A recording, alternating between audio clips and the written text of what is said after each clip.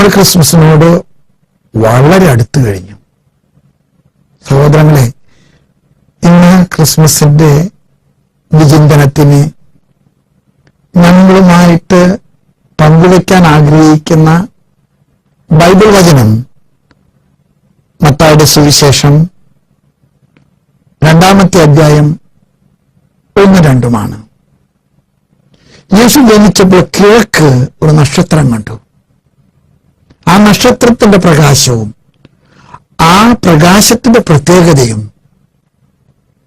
ജ്ഞാനികളായ കിഴക്ക് നിന്നുള്ള മനുഷ്യർക്ക് ദൈവത്തിന്റെ ജനനത്തിന്റെ അടയാളമായി മാറി.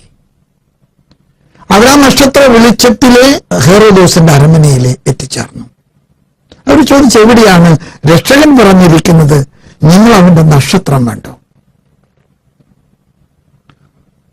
ഞാൻ ചിലപ്പോഴൊക്കെ വിചാരിക്കാറുണ്ട്, ഈ നക്ഷത്രം ഭൗമിക ശാസ്ത്രപരമായ ഒരു നക്ഷത്രമാണോ?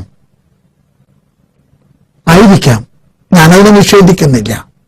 പക്ഷെ ഈ നക്ഷത്രം അവർക്ക് നൽകിയത് വെളിച്ചമാണ്.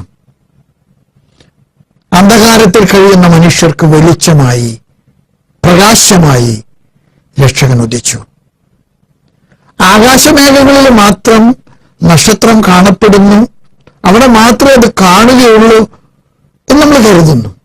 പക്ഷേ എനിക്കൊന്നും തോന്നിയിട്ടുണ്ട്, നമ്മുടെ ഹൃദയത്തിന്റെ നടുവിലെ ദൈവം ചിലപ്പോൾ നക്ഷത്രങ്ങൾ അയക്കാറുണ്ട്. നമ്മുടെ മനസ്സാക്ഷി ചിലപ്പോൾ നക്ഷത്രങ്ങളായി മാറാറുണ്ട്. അത് നമ്മെ ചിലപ്പോൾ നിർബന്ധിക്കാറുണ്ട് യാത്ര ചെയ്യാൻ.